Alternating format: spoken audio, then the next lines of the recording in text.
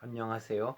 요양보호사이자 장애인 활동 지원사로서 활동하고 있는 케어워커라고 합니다. 반갑습니다. 더운 날씨에 요양보호사 자격시험 공부하시느라고 더위를 입고 있는 예비 요양보호사 여러분 수고 참 많으십니다. 이제 제28회 요양보호사 필기시험이 오는 7월 6일로 다가왔네요. 조금만 더 참고 열심히 공부하시면 좋은 결실을 거둘 수 있을 터이니 마지막 마무리 잘 하시기 바랍니다. 저는 예비 요양보호사 여러분들의 시험 공부를 돕고자 요양보호사 자격시험 핵심 키워드 쪽집게 문제풀이라는 강의를 한번 준비해 보았습니다. 단어 하나 혹은 짧은 문장 하나만 잘 기억해도 문제를 풀 수 있는 그런 내용이오니 한번 잘 들어보시기 바랍니다. 이것은 제가 모두 제 순수한 제 경험에서 우러나와서 정리한 것들입니다. 시험 보시기 전에 한번 들어보시면 아마 시험 보시는데 큰 도움이 되지 않을까 그렇게 생각합니다. 이번 요양보호사 자격시험에 응시하는 모든 분들이 꼭 시험에 합격하셔서 요양보호사로서 봉사하는 삶 다시 함께 살아가셨으면 좋겠습니다. 그럼 지금부터 요양보호사 자격시험 핵심 키워드 쪽집게 문제풀이 제1강을 시작하겠습니다. 제1강은 제1장 요양보호 개론입니다. 자, 그럼 첫 번째 문제 핵심 키워드를 드리겠습니다. 노인 의료복지시설. 노인 의료복지시설. 노인 의료복지시설에는 노인 요양시설과 노인 요양 공동생활가정이 있습니다. 모두 요양이라는 글자가 들어있지요. 이거 시험에 잘 나옵니다. 의료복지시설에는 요양이라는 글자가 들어있다는 사실을 꼭 기억하시기 바랍니다. 그 다음 2번 문제 7, 8번 7, 8명입니다. 7, 8명 7, 8명 7, 8명이 함께 거주하는 공간은 노인 공동생활가정이나 노인 요양 공동생활가정이 이에 해당됩니다. 그런데 앞에서 말씀드렸듯이 노인 의료복지시설 같은 경우에는 요양이 들어있으니 노인 요양 공동생활가정이 되겠습니다. 7, 8명 하면 노인 공동생활가정이나 노인 요양 공동생활가정입니다. 3. 복지연구. 복지연구는 재가 노인 복지시설에 해당이 됩니다. 복지연구는 재가 노인 복지시설에 해당이 됩니다. 그다음 장기 요양 등급에 관한 문제입니다. 65세 이상 65세 이상 하게 되면 장기 요양 등급 해당자지요. 다만 모든 사람이 해당되는 것은 아니고 반드시 거동이 불편한 자라야 됩니다. 65세 이상은 거동이 불편한 자만이 해당이 됩니다. 그 다음 65세 미만 65세 미만자 중에 장기 요양보험에 해당이 되는 사람은 노인성 질병이 있는 사람들입니다. 노인성 질병 원래 65세 미만은 해당이 되지 않지요. 그런데 노인성 질병 즉 치매, 뇌졸중, 파킨슨 질환 이런 질병들이 있는 사람들은 비록 65세 미만이라도 이 장기 요양 등급에 해당이 됩니다. 그리고 뇌졸중은 뇌경색과 뇌출혈로 또 나눌 수 있습니다. 그 다음에 6개 이상은 장기 요양 등급에 1등급에 해당이 됩니다. 그 다음에 휠체어, 장기 요양 등급에서 휠체어 이 문제가 이렇게 나오게 되면 3등급에 해당이 됩니다. 3등급. 그리고 95점, 95점은 1등급이고요. 50점이 많이 나옵니다. 50점은 5등급에 해당이 됩니다. 그리고 인지지원 등급 하게 되면 치매 환자만 해당이 됩니다. 인지지원 등급은 반드시 치매 환자라야만 해당이 됩니다. 그리고 노인 장기요양보험의 유효기간은 최소 1년 이상입니다.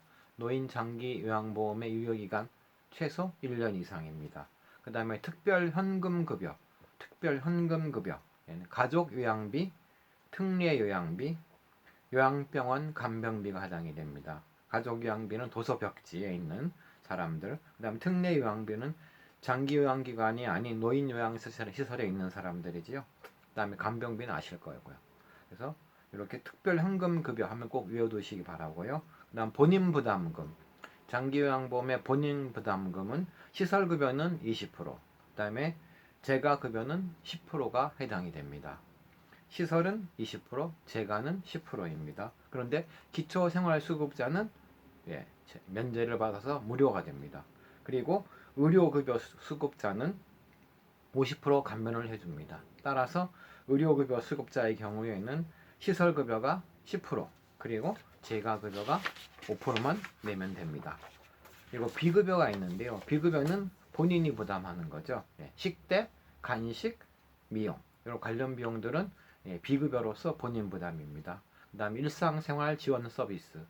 일상생활 지원 서비스에는 취사, 청소, 세탁 이렇게 기억해 두시면 좋습니다. 취사, 청소, 세탁. 그리고 시설생활 노인들의 권리보호 윤리 강령에 관한 문제도 잘 나오는데요. 구타하는 홍씨 할아버지, 구타하는 홍씨 할아버지. 이것은 존엄한 존재로 대우받을 권리에 해당이 됩니다. 그 다음에 머리 잘린 이씨 할머니, 머리 잘린 이씨 할머니는 질 높은 서비스를 받을 권리를 무시당한 거지요. 그 다음에 찬반찬 먹는 박씨 할머니, 찬반찬 먹는 박씨 할머니, 불평의 표현과 해결을 요구할 권리에 해당이 되는 문제입니다. 그 다음에 온돌 쓰다가 침대 쓰는 송씨 할아버지, 온돌 쓰다가 침대 쓰는 송씨 할아버지는 가정과 같은 환경에서 생활할 권리를 받고 있지 못하는 것이지요. 그 다음부터는 이제 노인 학대에 관한 문제입니다. 노인 학대 중에서 대답 안 하기, 대답 안 하기도 노인 학대입니다. 언어 정서적 학대에 해당이 됩니다. 언어 정서적 학대. 그 다음에 방치하거나 욕창이 생겼다. 이것도 방임으로써 노인 학대에 해당이 됩니다. 욕창이 생겨도 방임으로 노인 학대입니다. 그 다음에 노인들 스스로 포기. 스스로 포기는 자기 방임이고요. 그 다음에 노인들을 시설에 보내고 연락이 두절되어 버렸다. 그건 유기에 해당이 됩니다. 유기. 그 다음 문제는 팔랭 검사. 팔랭 검사는 수근관 증후군, 손목 터널 증후군이라고 하는데요. 손가락에 밤에 통증이 오고 손에 털면 저림 현상이 좀 완화되는 경우, 이 수근관 증후군을 검사하는 검사가 바로 팔렌 검사입니다. 그 다음에 냉찜질. 냉찜질은 초기 치료, 급성기에 약 이틀 정도 도움이 되는 치료법이고요. 만성 통증이 있는 사람들은 이 냉찜질을 하면 안 됩니다. 만성 통증에는 반드시 온찜질을 해야 됩니다.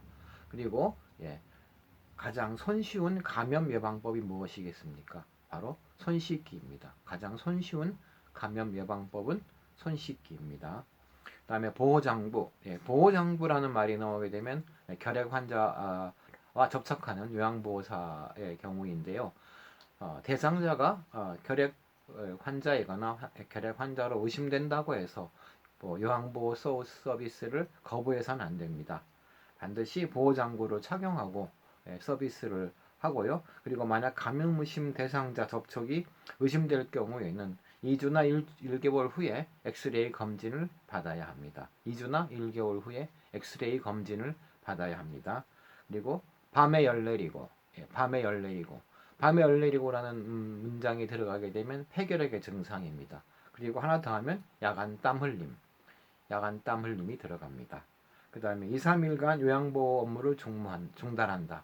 2, 3일간 요양보호 서비스를 중단한다. 이것은 노로바이러스에 걸린 요양보호사의 경우입니다. 그 다음에 동시다발적 치료. 동시다발적 치료라는 것은 옴 환자의 경우이죠. 환자가 옴에 걸렸을 경우에는 대상자, 동거 가족, 요양보호사 모두 동시 치료를 한꺼번에 받아야 됩니다. 그 다음에 8시간. 8시간은 옴 환자인데 옴 환자 치료를 할 때는 얼굴을 제외한 모든 부분에 연고를 바르고 8시간 후에 목욕을 해야 됩니다. 그래서 8시간 후에 목욕이 됩니다. 옴에 걸린 경우지요. 그 다음에 산재보험급여. 산재보험급여는 퇴직과 관련 없이 3년간 유효합니다. 퇴직과 관련 없이 3년간 유효합니다. 퇴직했다고 바로 산재보험급여를 받을 수 없는 것은 아닙니다. 3년간 유효하다는 사실을 기억해 두시면 되겠습니다. 그 다음에 이손 치우세요. 이손 치우세요. 이거는 성희롱 대처법이지요. 성희롱을 당했을 경우에는 단호한 거부 및 시정 요구가 필요합니다. 이 손 치우세요. 이렇게 단호하게 거부해야 합니다. 그 다음에 노인의 특성 중에 경직성, 경직성이라는 것은 새로운 방식이나 일에 저항을 하는 것이지요. 경직성. 그다음 우울증, 노인의 특징 중에 우울증은 불면증, 식욕부진, 체중 감소 이런 증상들이 바로 대표적인 우울증 경향입니다. 그 다음에 내향성 및 수동성, 이게 약간 경직성하고 헷갈리긴 하는데요. 잘 생각해 보시면 알 수 있습니다. 사회적 활동이 감소하고 타인을 기피하는 것, 이것이 바로 내향성 및 수동성입니다. 그 다음에 빈둥지 증후군. 빈둥지 증후군은 자식들이 성장에 자립을 함으로써 노인들이 노후에 대한 불안감과 초조감이 생기는 것을 빈둥지 증후군이라고 합니다. 그 다음에 수정확대 가족. 수정확대 가족은 노부녀와 자녀가 근거리에 살면서 자녀의 부양을 받는 그런 가족 형태지요. 구기 쉽지 않을 정도의 한 55분에서 10분 정도의 거리에 살면서 자녀들의 부양을 받는 형태. 이것을 수정 확대 가족이라고 합니다. 그 다음에 노인들이 죽음을 인식하는 계기는 바로 배우자의 죽음이죠. 배우자의 사별, 그리고 극복하는 단계는 상실감, 그리고 정체감 수립, 그리고 홀로서기, 이렇게 3단계로 이루어집니다. 죽음 인식 계기가 바로 배우자 사별이라는 사실 잘 기억해 두시기 바랍니다. 1강 여기까지 마치겠습니다. 요양보호사 자격 시험에 관한 좀 더 자세한 자료를 얻고 싶으시면 제 네이버 블로그 케어워커의 사람 사는 이야기를 들러주시면 감사하겠습니다. 그럼 제 2강에서 뵙겠습니다. 안녕히 계세요.